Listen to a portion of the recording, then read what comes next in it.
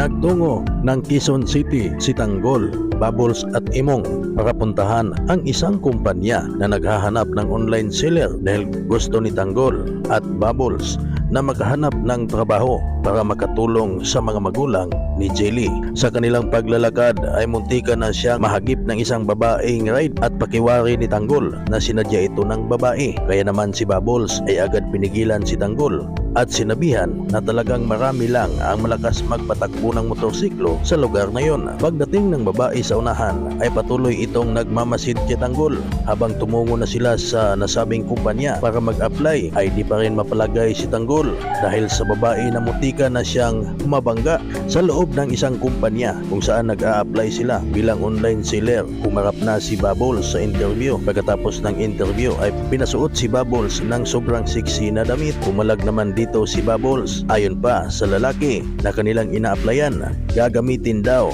ang damit na yon sa pagtitinda para may promote ang kanilang produktong pampapayat at kailangan daw talaga na ipakita ang kasiksihan ni Bubbles. Medyo nabastusan dito si Bubbles kaya pumalag siya hanggang sa narinig ni Tanggol si Bubbles at gustong pasukin ni Tanggol. Subalit pinigilan siya sa staff ng kumpanya. Doon na napalaban si Tanggol at Bubbles at isa-isa nilang pinatumba ang mga kalaban. Sa ibang eksena naman, dahil sa kinahinalang galaw ng babae na muntika ng makasagasa kay Tanggol, naghahanap siya ng tiyempo na habulin ito kaya napadpad sila sa isang lugar kung saan doon na niya nakaharap si Madonna, ang bagong karakter.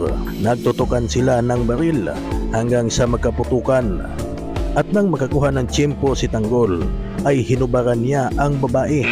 Hinubaran niya ng bonnet at makikita sa kanyang mukha ang pagkabigla. Sino nga kaya ang babaeng ito sa buhay ni Tanggol?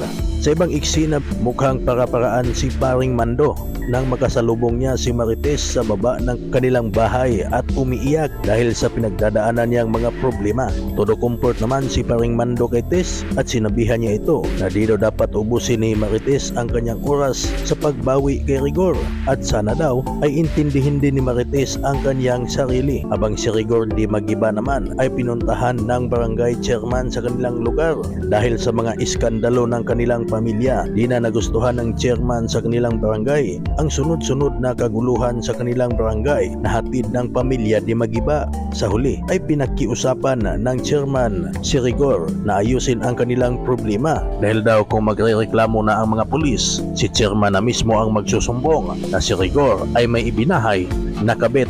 At kung may magrereklamo din daw sa kanilang barangay dahil sa kanilang pamilya, sabay-sabay daw silang ipapatawag ni Kapitan kasama na ang kalaguyo ni Rigor na si Lena. Sa ibang istorya, hindi pa alam ni Olga na wala na ang kanyang 2 tauhan na kanyang inutusan na hanapin ang kanyang anak na si Bubbles. Galit na galit siya nang hindi na sumasagot ang kanyang mga tauhan. Nagdududa naman siya na baka daw ito'y nadisgrasya at kanya nang pinaplano ay dapat daw na mailayo na niya si Bubbles kay Tanggol at gagawin ang lahat kahit buhay pa niya ang maging kabayaran.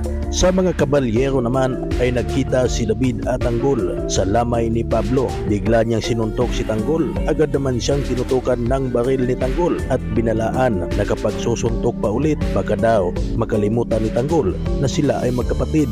Ang kanilang pagpunta sa bahay ng mga kabalyero dahil ito sa gusto ni Amanda at Supremo na dapat daw ay makilala muna nila ang grupo ni Marcelo na inutusan naman ni Senior Facundo na ipahanap si Tanggol para magserbisyo sa kanya kapalit ng tulong nito sa pagpapalaya kay Tanggol.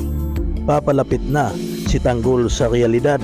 Mga tagpo nila ng kanyang tunay na ama na si Ramon at ang kasinungalingan ni David bilang isang fake na Tanggol na minaobra naman ni Olga na tunay na ina ni Bubbles. Kung nagustuhan mo ang ating video, please comment below at pasubscribe na din ang ating channel. Samahan mo na ng like. Maraming salamat po.